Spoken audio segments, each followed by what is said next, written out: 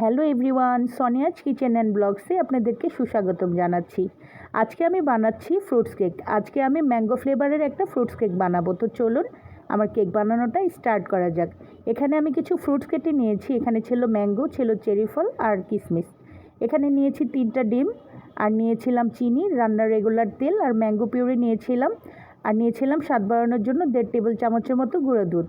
এখানে আমি ম্যাঙ্গো পিউরিটা ঘরেই তৈরি করে নিয়েছি। হাতে ভালো মতো আমটাকে চটকে একটা চালনির সাহায্যে চেলে নিয়েছিলাম।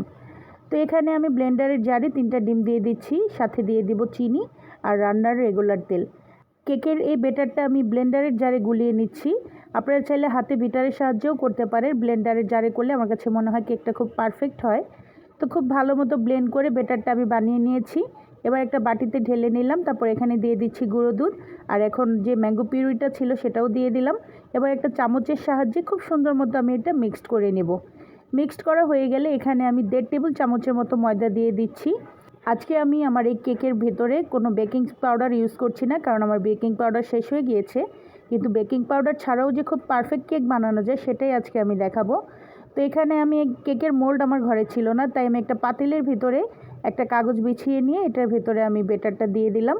আর এখন দিয়ে দিচ্ছি এখানে কিশমিশ, তারপর কেটে রাখা ম্যাঙ্গোগুলো দিয়ে দিচ্ছি, ছড়িয়ে দিব সুন্দরভাবে, আর দিয়ে দিচ্ছি চেরি ফল। এভাবে করে কালারফুল ফ্রুটস কেক বানালে খেতে কিন্তু খুব ভালো লাগে আর দেখতেও খুব সুন্দর লাগে।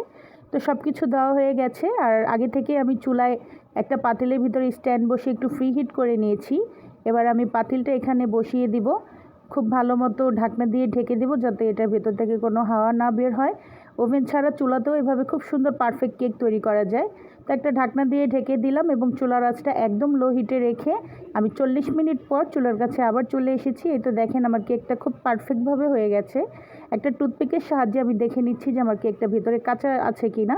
তো কাঠিটা একদম শুকনা বেরিয়েছে, তো বুঝতে পারছি আমার কেকটা মাশাআল্লাহ হয়ে গেছে। এবার আমি আপনাদেরকে কেটে দেখিয়ে দিচ্ছি আমার কেকটা কতটা সুন্দর এবং পারফেক্ট হয়েছে। তো কেকটা খুবই সুন্দর স্পঞ্জি এবং সফট হয়েছে। তো আমি কেটে প্লেটের মধ্যে তুলে নিচ্ছিলাম, আমার বাচ্চাদের জন্য রেডি করে নিচ্ছি। ওরা আমার হাতের এই কেক বানানো খুবই পছন্দ করে আর খুব তৃপ্তি করে খেয়ে থাকে। আমার বাচ্চারা কেকটা ট্রাই করেছে আর বলেছে যে আম্মু খুব মজা হয়েছে। তো আমার আজকের ভিডিওটা এই পর্যন্তই ছিল। সবাই ভালো থাকবেন। আল্লাহ হাফিজ।